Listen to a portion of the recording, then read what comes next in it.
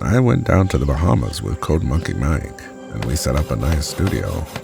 Then we got into a nice discussion with Sam Bankman-Fried. SBF was quite open about all his flaws and shortcomings, and the topic became a bit juicy when we discussed Sam's girlfriend, Caroline. But little did we know that a SWAT team was gearing up outside the studio. Things ended rather abruptly, to say the least. But here is how it all started. As mentioned in my interview with Bankman-Fried, it's important to note that the funds given to Alameda were not in dollars, but in $4 billion worth of FTT, FTX's native token. But the real issue with Bankman-Fried's empire was that the FTT were simply made-up coins. And I haven't been able to get anything from my coin, Monkey Bucks. This means that for every transaction that was using FTT coins, he was using money that didn't exist. But things took a turn for the worse when information about Alameda was leaked in a report by Coindesk. And that leak went whoosh. On November 2nd, Coindesk published a leaked balance sheet from Alameda. The unhealthy balance sheet showed that Alameda's $14.6 billion in assets were held in FTT, a made-up coin. This meant that Sam just created a coin, attributed a value to it, and used it as collateral to finance his projects. By the way, one monkey buck is worth $26.35. Of course, as long as the coin went up in value, there was no problem. But the leaked balance sheet showed $14.6 billion in assets held against $8 billion in liabilities. There was nothing wrong with using crypto tokens as collateral, as long as they held a deep and robust market pricing. In a strictly advisory capacity, would you actually invest in monkey bucks? No, absolutely not. You couldn't afford it anyway. But FTT did not have a deep and active market. It barely had any volume and there was barely any liquidity. Now get this, when Alameda claimed to have $5.8 billion on its balance sheet held in FTT, the entire available market cap was less than $4 billion. This meant that Alameda's balance sheet held more than the entire market cap of FTT. This was a perfect opportunity for CZ, the CEO of a rival exchange, to just swoop in. At first, Bankman-Fried and CZ were friends, and CZ had invested about $500 million of FTT held by Binance. Binance was the sole investor in the seed round for FTX. Also, it was reported that CZ was bitter against Sam because he had been lobbying for the creation of a brokerage-like licensing system, and Binance was not going to benefit from that. As FTX grew, CZ had about $2 billion worth of FTT tokens, which was about half of their available market cap. So he had the power to bring them down to their knees, and so he did. Coinbase's leaked balance sheet gave CZ the perfect opportunity to opt out and set that ball of disaster rolling.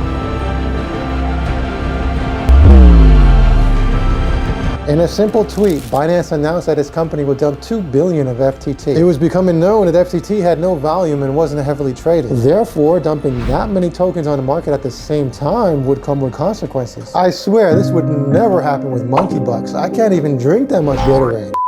Instead of owning up to his company's failure, Bankman-Fried took to Twitter to ensure clients that FTX's assets were fine. For some reason, they had someone other than Caroline tweet it despite her glowing track record with their written word. But not long after, speculations arose about the solvency of FTX. So your multi-squeeze chick, Caroline, says that she has an extra $20 million right now and she wants to invest in monkey bucks. What do you think about that? What's a multi-squeeze check? Well, your friends got to squeeze her, did they not? After Binance sold its holdings of FTT, panic set in, as many users rushed to withdraw $6 billion in tokens from FTX in under 72 hours. Sam still kept up the facade as the company had to block further withdrawals to remain solvent. Over the next 2 days, the price of FTT collapsed by more than 80%, and FTX didn't even have the funds to pay out the withdrawals. Little did we know that the police would burst in and arrest Sam Bankman-Fried during our interview with him. He cried like a baby as they dragged him away. He said, "But it wasn't me, it was Carolyn. It wasn't me, it wasn't me." But little did he know that she might have received a lump sum to cash in on some of the goods on him. Now he's no longer the king of their imperial Chinese harem. She will be there to fulfill the role of queen. The squeezing shall continue. In a strange turn of events, Sam, who had assured the public that FTX was fine, which is totally what everybody says when they're fine, was selling off the company in a deal with Binance. trying to be sly. At first, Binance decided to acquire FTX, but 2 days later, CZ dropped a bombshell announcing that they would no longer pursue the deal to buy FTX. Binance stepped out of the deal after seeing the size of the mess that the company was in. They claimed that FTX was mishandling customer funds and it was pending an investigation. Bankman-Fried's assets fell by 94%, leaving him with practically nothing, which means he has less to give away in his 99% pledge, so maybe he won after all. On the 11th of November, Bankman-Fried resigned, and it was announced that FTX and Alameda were both filing for bankruptcy. As expected, the news sent crypto markets crashing, and over $150 billion in cryptocurrency was lost over the next 3 days.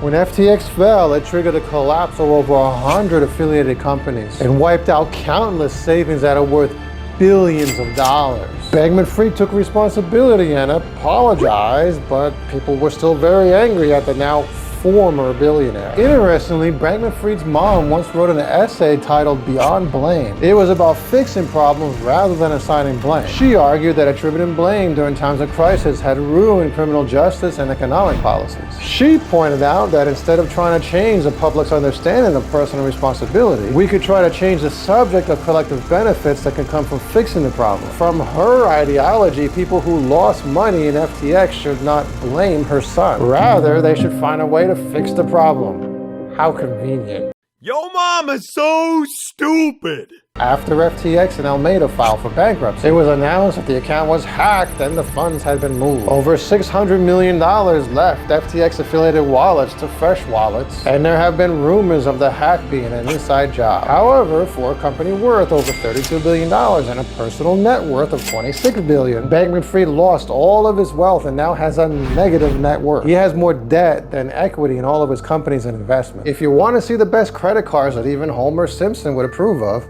click this card here. Or if you want to learn more about the best used car on a budget that, strangely enough, has a thing against huskies and that it likes to kill them, click right here. That's one sick car, but it gets some good gas mileage, you gotta admit. Or check the next video in this series about how BlockFi is suing Sam Bankman-Fried to get his shares out of Robinhood.